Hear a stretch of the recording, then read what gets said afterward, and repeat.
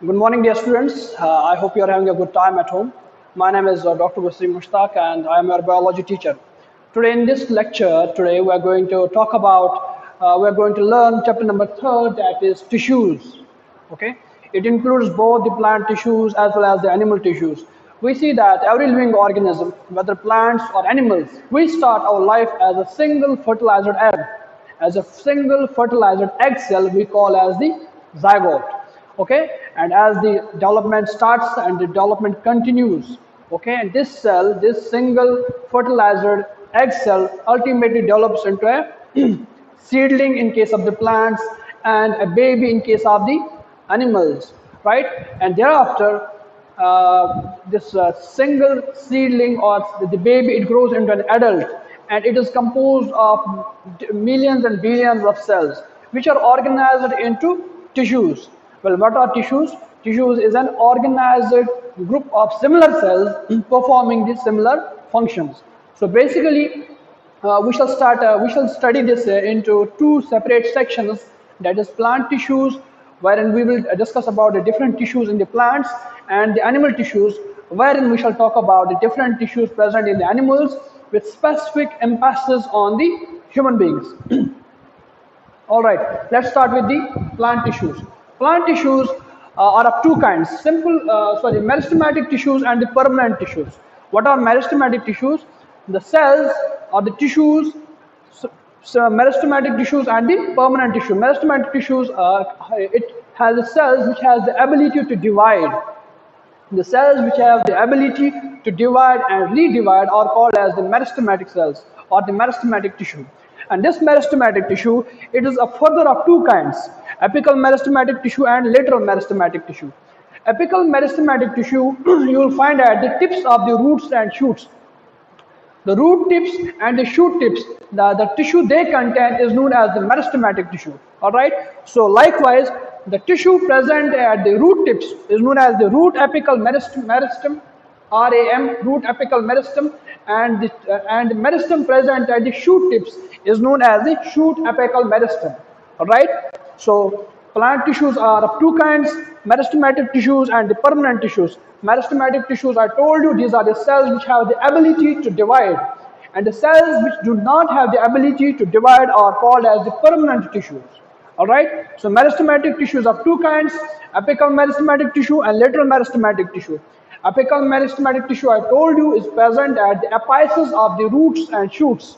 So in case it is present at the apices of the root, it's called as the root apical meristem, and if it is present at the apices of the shoot, it is called as the shoot apical meristem. Okay, then there is lateral meristem. Lateral meristem is found between the cells of the xylem and the phloem. The lateral meristem is present at the is present between the cells of the xylem and the phloem. Alright, apical meristem is present at the tips of the roots and shoots, and lateral meristem is present between the cells of the xylem and phloem, which ultimately gives the lateral growth to the plant. As the plant increases its height, it also increases in the diameter. So this lateral meristem is responsible for giving the width to the plant. Okay, if I will draw a rough diagram here, suppose this is any plant. Here it is present the shoot apical meristem, SAM, and here it is present at the root apical meristem, that is RAM. Means shoot apical meristem is present at the apices of the shoot, and root apical meristem is present at the apices of the root. And here, the lateral growth that occurs is because of the cells present here. Okay, and we call those cells or those meristematic cells as the lateral meristems. So apical meristems is responsible for increasing the height of the plant, but lateral meristem is responsible for increasing the width of the plant. Anyway, plant tissues are of two kinds: meristematic tissue and permanent tissue. Meristematic tissue we already discussed. It is of two types: apical meristem and lateral meristem, which are responsible for increasing the height and the width of the plant. Now let's talk about the permanent tissue. Why is the name permanent? It is because these cells, okay, have once meristematic cells divided into permanent tissues. Now these permanent tissues they do not redivide. Okay, they do not redivide. They have been already specified for the particular role, for the particular function. So these cells have lost the ability to divide.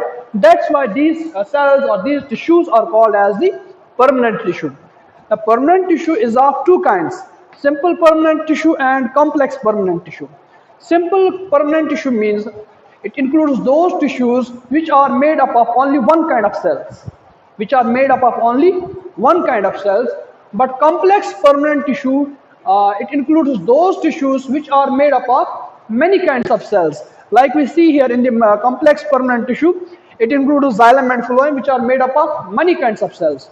Anyway, permanent tissue is of two kinds: simple permanent tissue and complex permanent tissue. Simple permanent tissue includes only one kind of cells, and it is further divided into two kinds, that is supportive simple permanent tissue and protective simple permanent tissue. Let's talk about the protective simple permanent tissue first. Protective simple permanent tissue gives the protection to the plant. The example is the epidermis. Epidermis you find at the is the outermost layer in case of the plants, whether it is leaf, stem or root.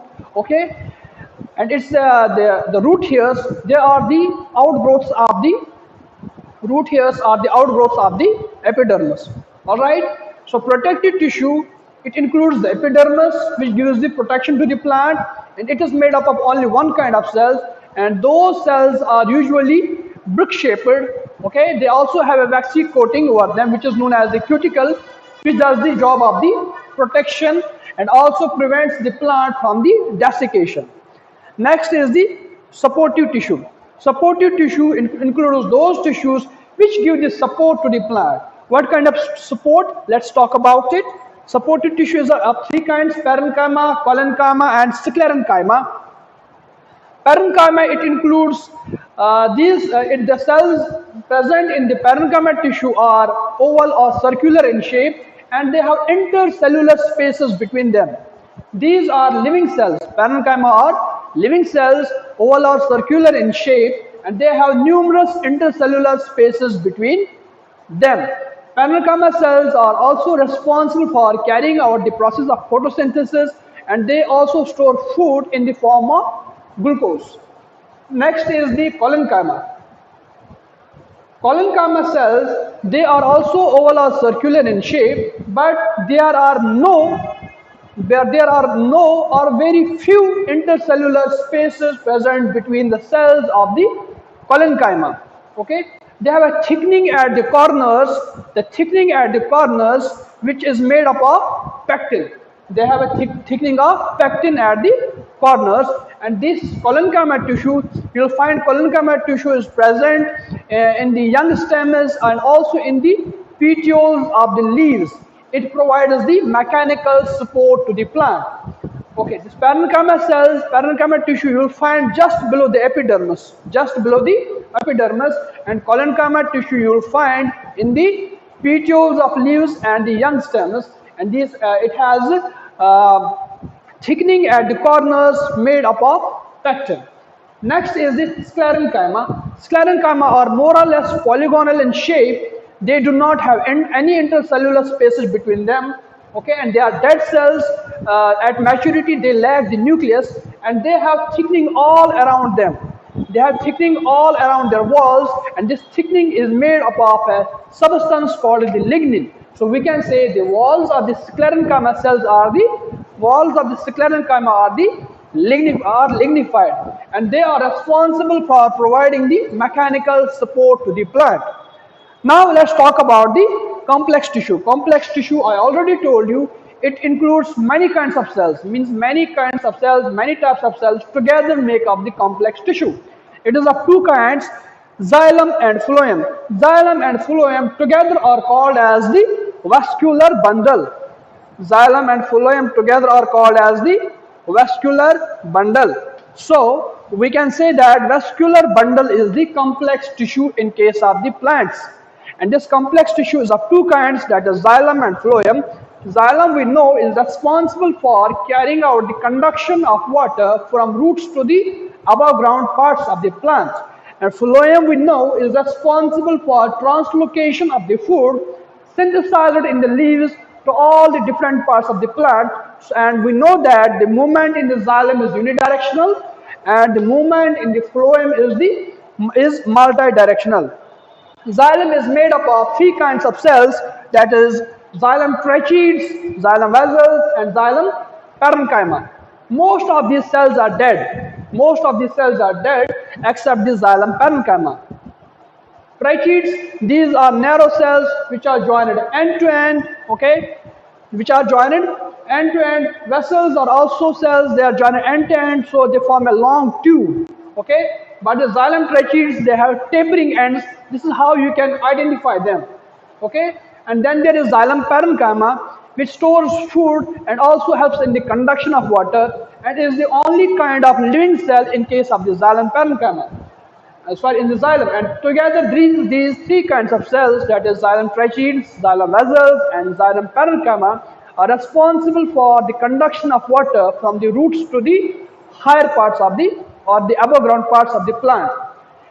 And next is the phloem. Phloem is a complex tissue made up of three kinds of cells, that is sieve cells, phloem fibers, and phloem parenchyma. Most of these cells are living except the phloem fibers. The sieve cells, phloem fibers, and the phloem parenchyma together make up the phloem and are responsible for the translocation of food from the leaves to the different parts of the plant. The phloem also has the sieve cells, they have the surrounding parenchyma cells. The surrounding parenchyma cells, they are known as the companion cells, and they are also responsible in the translocation of the food. In the next part of this lecture, we'll talk about the animal tissues.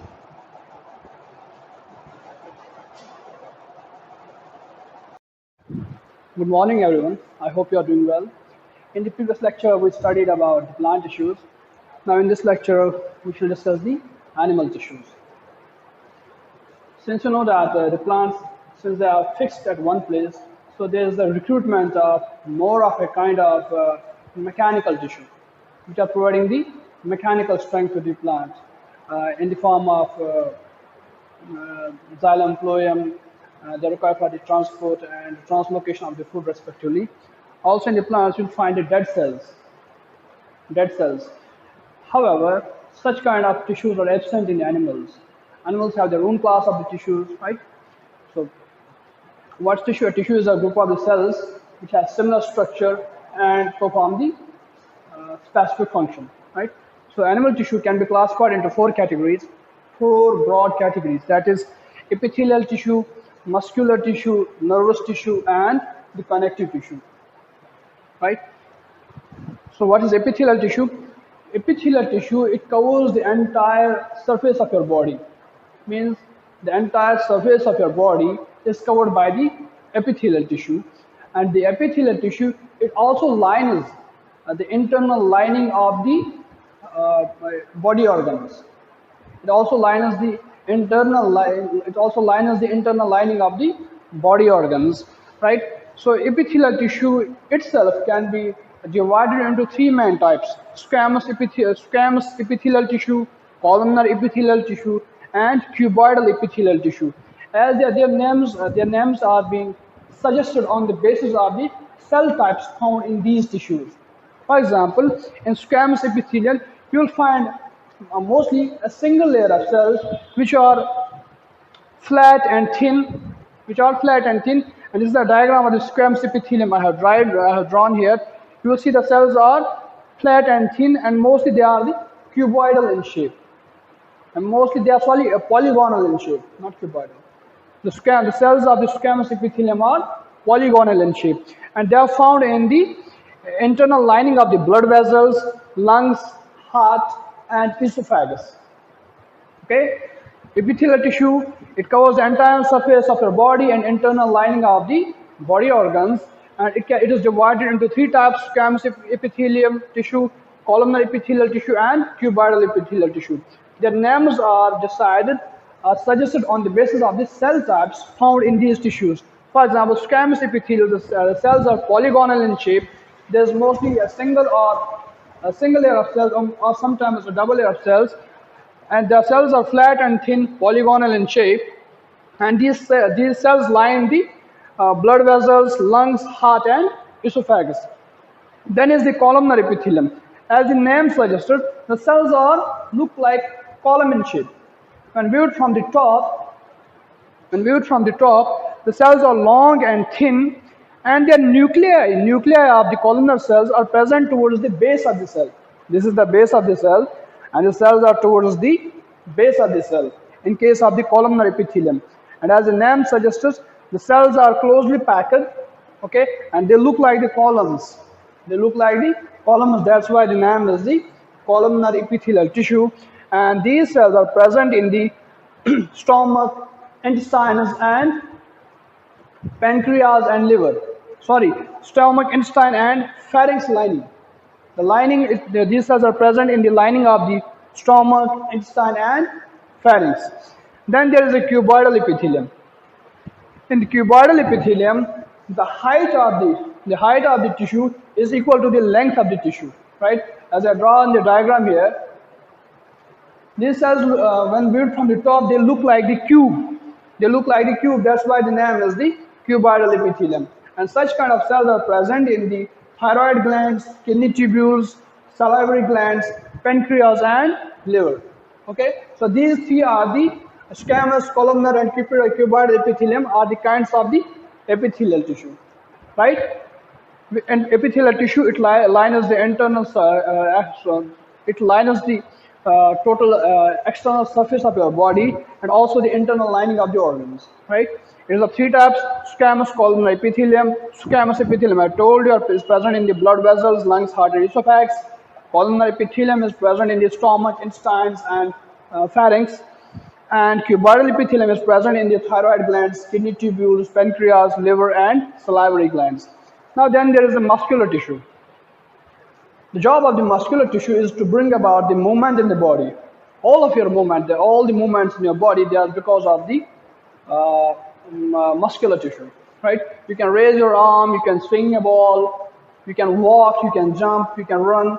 This is all because of the muscular tissue, right? And muscular tissue is of three kinds: voluntary, involuntary, and cardiac. Muscular tissue is of three types: voluntary, involuntary, and cardiac. Voluntary muscles are those muscles which are under our control, right? Like I'm swinging my arm right now. This is under my control. So we can say that the muscles present in my arm are voluntary muscles. Like I can control them, okay? And the cells of these muscles, voluntary muscles, they are long and cylindrical in shape. The cells of the voluntary muscles are long and cylindrical in shape. They have a pattern of light and dark bands present in the cells. That's why we call these muscles as the striated muscles, because they have a pattern of light and dark bands. And this pattern of light and dark bands is absent in the involuntary muscles. That's why we call them as unstriated muscles. Involuntary muscles are also called as unstriated muscles, and the cells of the involuntary muscles are spindle shaped. And where are the involuntary muscles present? The involuntary muscles are present in your internal organs, like, for example, your liver, kidney, esophagus, stomach. Can you control the movement of these organs? No, you cannot, because these muscles are not under your control. That's why the name is involuntary muscles. And the third type of the muscular tissue is the cardiac muscular tissue. Cardiac muscular tissue comprises of all the muscles present in the heart. So cardiac muscular tissue is a special name for the muscles present in the heart. Okay. Now structurally these cardiac muscles look like the voluntary muscles. Means they have the pattern of light and dark bands, right? But functionally they are involuntary. Means structurally our cardiac muscles, they look like voluntary ones, but functionally they are the involuntary. They have this cardiac muscular tissue have a special cytoplasm which is known as the sarcoplasm, and their nuclei are called as the sarcolemma. Right? So a voluntary, involuntary, and cardiac, these are the three kinds of the muscular tissue, right? Then there is the nervous tissue. Nervous tissue consists of a special kind of cells which are called as the neurons. Nervous tissue consists of special kind of cells called as neurons. Every neuron has a central body or cyton, and the extensions that arise from the cyton are called as dendrons. And dendron further divides into the dendrites. Okay, and one of the dendrons extends thoroughly and forms the axon. Okay, forms the axon or the tail of the nerves of the neuron. Well, what is the function of the neurons or nervous tissue? The function of the nervous tissue is to conduct information, is to conduct impulses, right? And how do they do that? Well, when the neurons have to receive the stimulus, they receive it through the dendrons or dendrites. Means any information that is being fed to the neuron is fed through the dendrons. And the neurons or the nerve cells give off the information through the axon. Means here is the input is being provided to the dendrons or the dendrites, and the output is through the axons. Understand? And the fourth kind of the animal tissue is the connective tissue. What is the function of the connective tissue? It joins the different parts of the body. It joins the different parts of the body, and the main difference between the connective tissue and the other kind of the muscular tissue is that the cells in the connective tissue are separated. The cells in the connective tissue are separated. The living cells produce a non-living ground matrix or ground substance which we call as the matrix. And the connective tissue is again divided into three kinds: connective tissue proper, skeletal connective tissue, and third one is the fluid connective tissue.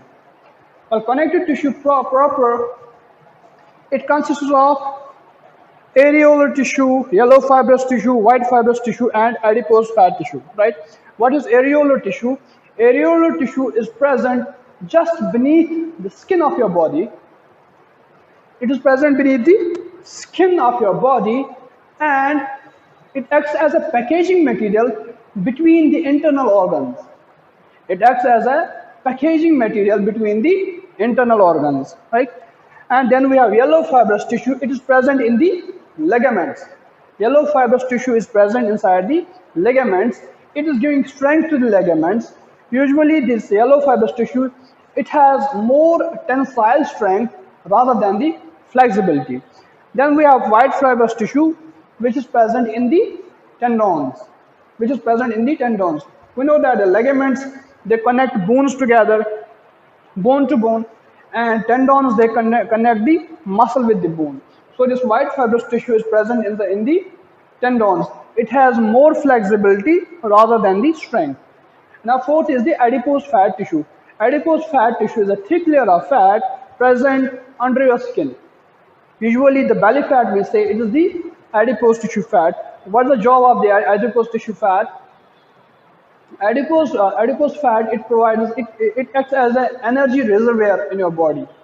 It stores the energy in the form of the fat cells.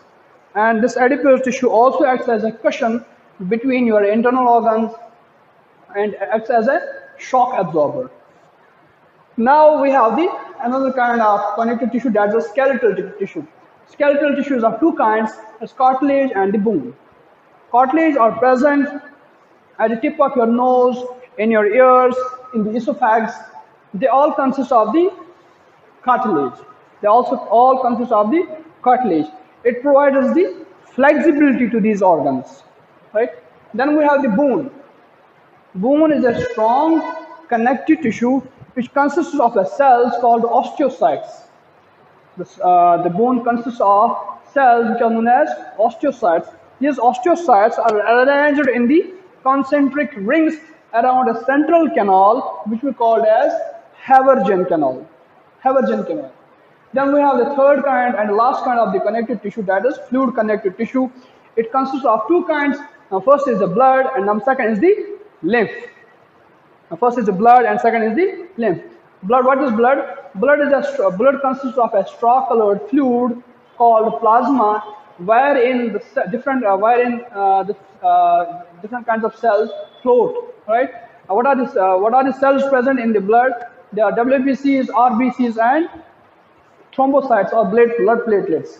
The job of the RBCs is to carry oxygen and carbon dioxide throughout the body. And what is the function of WBCs? They provide you the protection. And blood platelets, they help in the blood clotting. They contain a blood clotting protein called fibrinogen. Right? What is lymph? Lymph is actually the blood without RBCs. Lymph is actually the blood without RBCs. The job or the function is to nourish the different organs, right? So this is all about the different kinds of the animal tissue and with their description. So it's all about this lecture. Thank you for watching me.